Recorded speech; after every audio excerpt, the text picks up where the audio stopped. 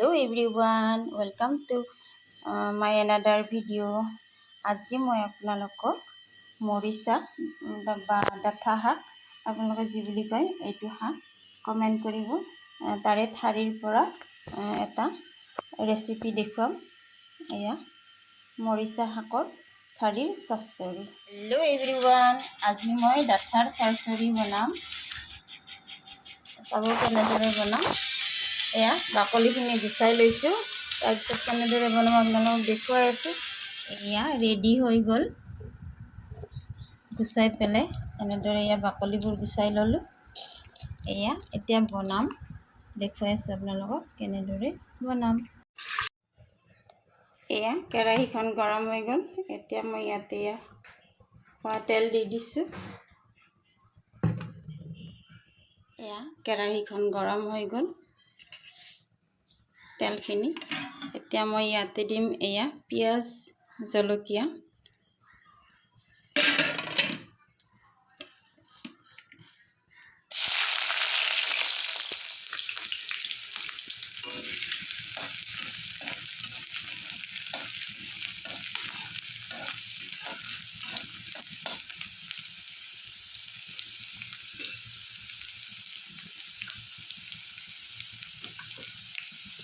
এয়া আদা নহৰুৰ পেষ্ট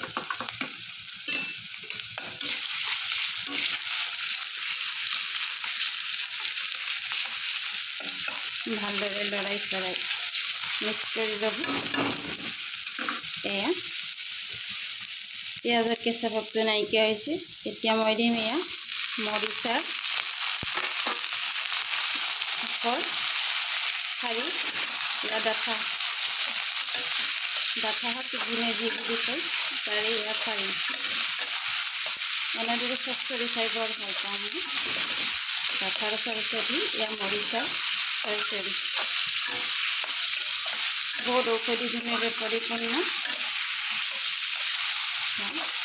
যিবিলাকৰ হিমোগ্লোবিন কম আছে আইৰণৰ কমি আছে তেওঁসকলে এনেদৰে বনাই খাব পাৰে এই পাতৰ লগতে ঠাৰি দিলে বহুত উপকাৰী ইয়াতে মই মছলা ইউজ কৰিম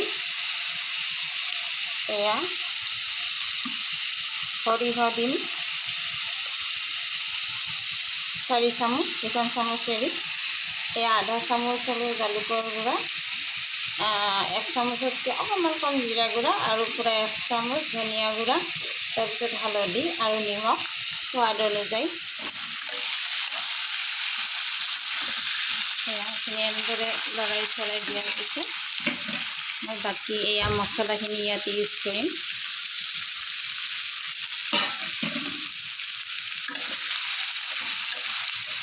এনেদৰে ধুনীয়াকৈ মিক্স কৰি ল'ব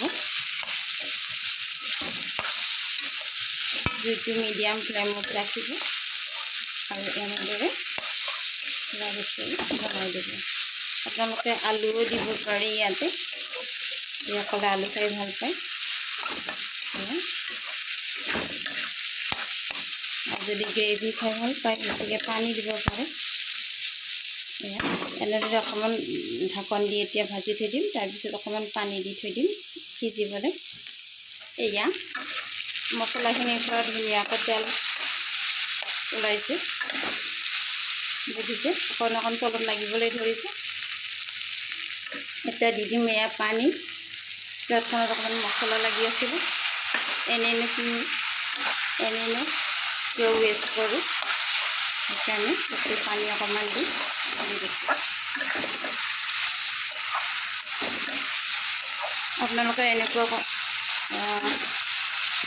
ইমানখিনিতে ৰাখিব পাৰে আৰু যদি গ্ৰেভি খায় অকণমান পানী বেছিকৈ দিব পাৰে মই এতিয়া অকণমান পানী দি সিজিবলৈ দিম প্ৰায় 10-15 মিনিটমান এয়া মই আধা কাপ পানী দি দিছোঁ ইয়াতে কাৰণ সিজিব লাগিব ন ঠাৰিকেইটা এতিয়ালৈকে সিজা নাই এয়া কোমলীয়াখিনি সিজিছে এয়া এতিয়া ঢাকনি মাৰি থৈ দিম অলপ সিজাৰ পিছত নমাই থৈ দিম প্ৰায় 5 মিনিটমান ঢাকনি দিয়া হৈ গ'ল এতিয়া চাওঁচোন কেনেকুৱা হৈছে এয়া চাওক ধুনীয়া হৈছে ন দেখিবলৈ।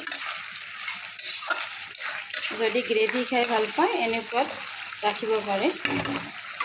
ইমানখিনি পানী থাকোঁতে মই ইয়াতে অকণমান লাল মিৰ্চৰ পাউডাৰ দিম।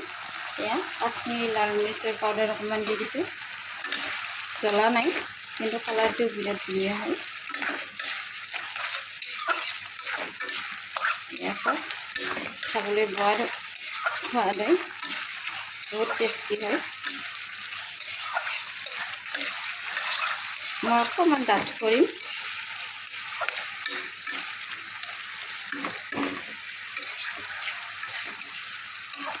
অকণমান ডাঠ কৰিম, তাৰপিছত নমাই পেলাই আপোনালোকক দেখুৱাই আছোঁ আৰু মই কিমানখিনি মানে ৰাখিম আৰু কেনেকুৱা ৰাখিম।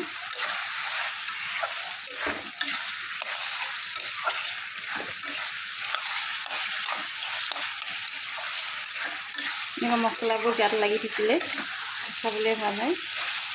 পূৰা সিজি গৈছে এয়া দেখিছে, লাৰিলেই ভাঙি যায়। দেখিছে পূৰা সিজি গৈছে।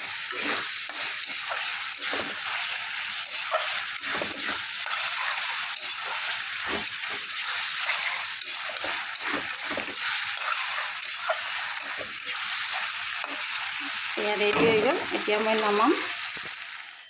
এয়া ৰেডি হৈ গ'ল। অকণমান ডেকোৰেশ্যন কৰি দিছোঁ মই। এয়া চাওক, মৰিচা শাকৰ ঠাৰি চচ্চৰি ভাজি আপোনালোকে যি বুলি কয় ক'ব পাৰে। মৰিচা কয় নে ডাঠা শাক কয় নে অন্য কিবা নাম আছে, পাতটো ভালদৰে চাই লওক। আপোনালোকে প্লিজ জনাব কি বুলি কয়। এয়া যদি মোৰ ৰেচিপিসমূহ চাই ভাল লাগে তেনেহ'লে প্লিজ মোৰ ফেচবুক পেজটো ফ'ল' কৰি দিব আৰু ছাবস্ক্ৰাইবো কৰিব পাৰে। আৰু যদি ইউটিউবত চাই আছে তেনেহ'লে like, comment and subscribe my channel. Thank you for watching.